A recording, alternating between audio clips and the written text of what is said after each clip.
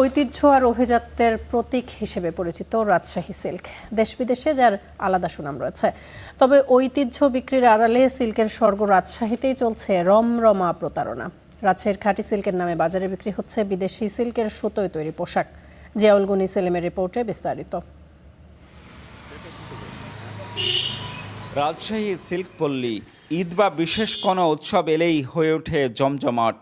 শাড়ি, পাঞ্জাবি কিংবা three piece সবকিছুর মধ্যেই যেন আভিজাত্য।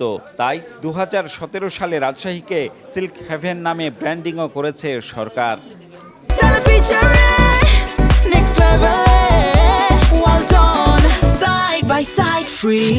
কলেজ শিক্ষক ফারহানা আঞ্জুম ঈদ উপহার হিসেবে পাঞ্জাবি কিনতে এসেছেন বিসিক শিল্প এলাকার নামি দামি শোরুমে। তার কাছে সিল্কের কাপড় মানেই আভিজাত্য। আমেরিকা থেকে আমাদের এক আত্মীয় আসছিলেন, পুরো সিল্ক ফ্যাক্টরি ঘুরে দেখাতে হয়েছে তাকে এবং সে খুব মজা পাইছে। আরও অনেকের গল্প একই, উৎসব পার্বণে পোশাকে চায় ঐতিহ্যের ছাপ। এটা রাজশাহীর ঐতিহ্য, রাজশাহী সিল্ক সিটি নামে পরিচিত।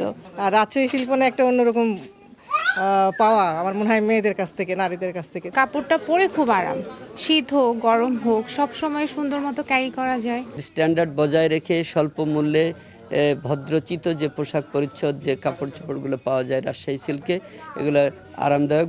শোরুমগুলোরও দাবি তারা শতভাগ রাজশাহীর খাঁটি সিল্কই দিচ্ছেন। কিছু কিছু অসদুপায় ব্যবসায়ী যারা রাজশাহী সিল্কের নাম করে অনলাইনে বা ই কমার্স বিজনেসে রাজশাহী সিল্কের নাম করে রাজশাহী সিল্কের ডিজাইনকে কপি করে কপি প্রোডাক্ট বিক্রি করার চেষ্টা করছে এবং তাতে আমাদের সম্মানিত রাজশাহী সিল্কের ক্রেতারা প্রতারিত হচ্ছেন। কিন্তু এই আভিজাত্যের আড়ালে লুকিয়ে আছে শুভঙ্করের ফাঁকি। অভিযোগ আছে চীন থেকে আমদানি করা সিল্কের সুতায় তৈরি করা কাপড়ে রং ও কারুকাজে আকর্ষণীয় করে তোলা হচ্ছে। এরপর তা রাজশাহীর খাঁটি সিল্ক নামে বিক্রি হচ্ছে শোরুমে।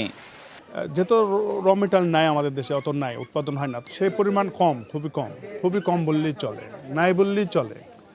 বাইরে থেকে সুতা না আসলে এটা আপনার সম্ভব হবে না। এটা হচ্ছে সরকারি উদ্যোগ নিতে হবে। আগে যেহেতু আমাদের সাপোর্ট দিত রাজশাহী রেশম বোর্ড, সেটা যদি সরকার উদ্যোগ নিয়ে যদি আমাদেরকে রাজশাহী রেশম বোর্ড যদি আমাদেরকে সাপোর্ট দেয়, তাহলে আমরা চায়না নির্ভরশীল কমে যাবে, আমরা দেশীয় পণ্য দিয়েই আমরা চালাতে পারবো।